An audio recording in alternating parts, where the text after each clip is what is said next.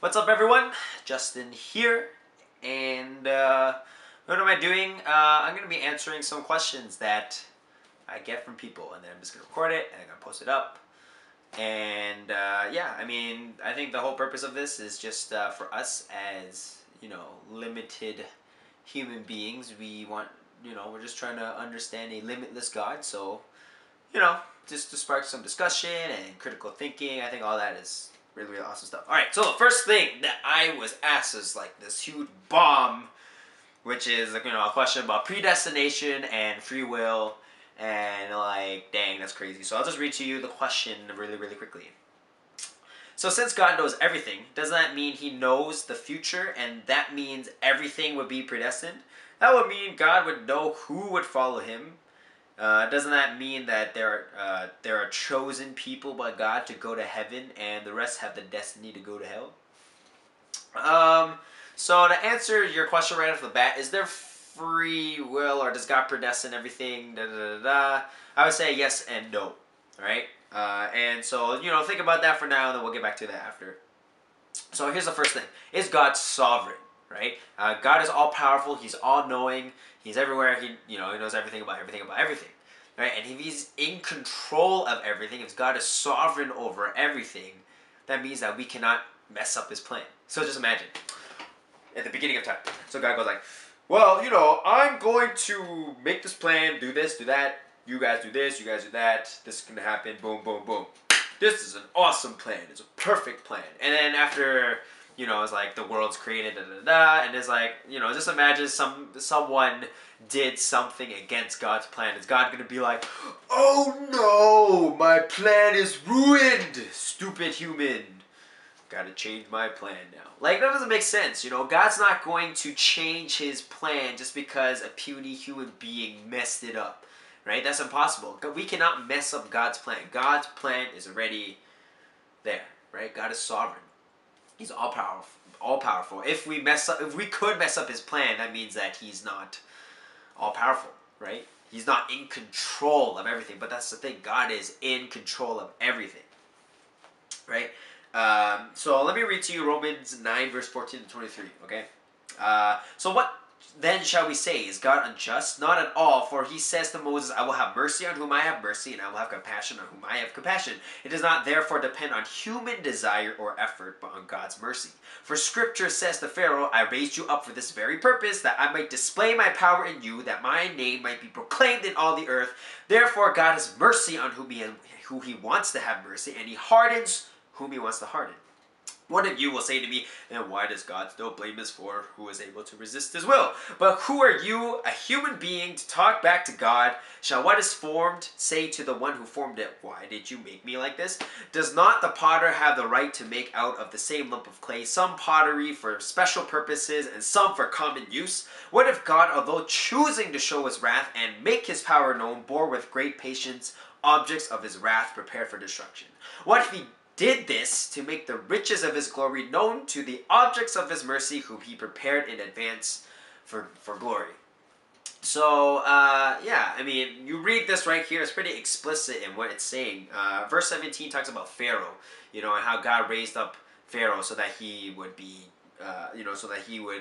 be able to let the Israelites see all His glory. And how did they do that? Well, remember the story of Moses. The Israelites are in Egypt, and Moses is like, let my people go, and then Pharaoh goes like, no, you can't. And then after the plagues happened, so God created Pharaoh for the purpose of pretty much owning him and crushing him and destroying him, so that all the Israelites would be like, wow, God is awesome.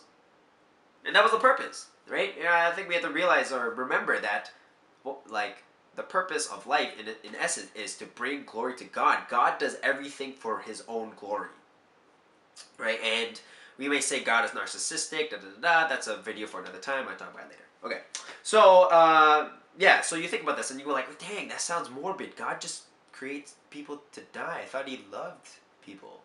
And I struggle with that too, right? But I think about it like this now. This is how I see it.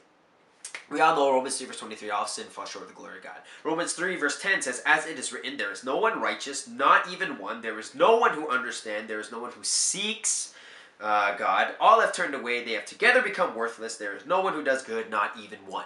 So we have a sinful nature. This is what I believe the extent of our free will, that we are so sinful that if we had the choice of God or sin, we would choose sin 10 out of 10 times. So when you think about it like this, even more, it's like, okay, God goes like, okay, Jesus, I'm going to send Jesus down, and then whoever believes in Jesus whoever believes in Jesus, whoever chooses to follow him will be saved. I'm going to leave it up to their free will, right? And then if that happened, well, nobody would choose to follow Jesus because we don't want anything to do with God. No one seeks after God, right? We are not righteous. We will choose sin 10 out of 10 times. So in actuality, it was more loving that God chose people when you think about it, because it's like, well, if I don't choose anyone, no one's going to come to me. Well, I don't want everyone to go to hell, so I'm going to choose and bring people to me, right? And he brings people to him, and that's love. Think about it. You are chosen. As a Christian, you are chosen, right? Dang, that's crazy, right? His love, that's insane.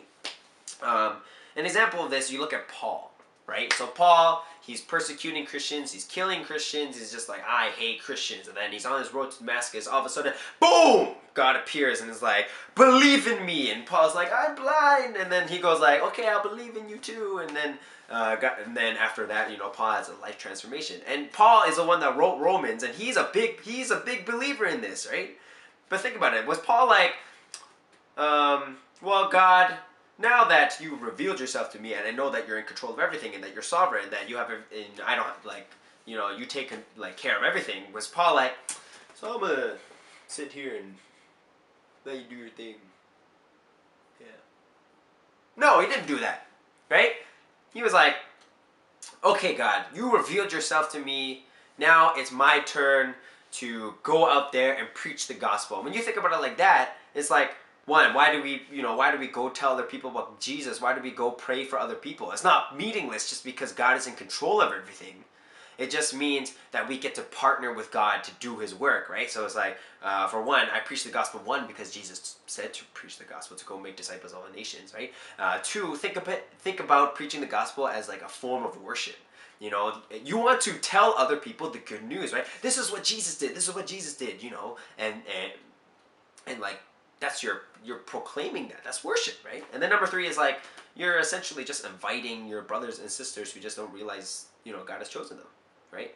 And so, I mean, but I'll tell you this, like me, like I struggle with this a lot. And I'm not saying you won't struggle with this, but here's the thing.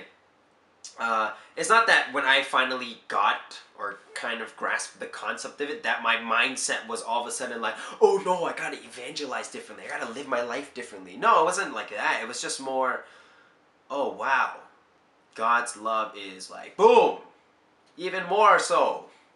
Hey, arms can't reach that far. Anyways, so like it just showed me his love was just so much greater. That's all that this has showed me, that God's love is infinite, and also it bleeds into other things. Like, I don't have to worry about anything anymore if God's in control. We have this thing of like, oh yeah, I gotta worry. But if God's in control, then he's in control, right? I can rest in that God. That's amazing, right? So yeah, just because God's in control of everything doesn't mean you can just lay back and be lazy. That's not the point, right? You look at Paul. Paul wasn't lazy. He just went out and he preached the gospel. He wasn't just like, God, do it, and then I'll just sit here. No, right? We get to partner with God in doing what he calls us to do, and that's an amazing thing. So, yeah, I hope I answered your question or questions. If you have any other questions, you can, ask away, post them up in the comments or whatever. This is something that I, hope will encourage you guys. So if you like what you see, share that. Subscribe or whatnot. I hopefully will be getting more questions that I can answer to you guys. And yeah, I don't claim to be an expert on anything, but again, I'm just a limitless. Not God is limitless. I'm limited, but I'm just a limited being trying to understand a limitless God. So, yeah. Anyways, I'll see you guys later. Okay. Bye-bye.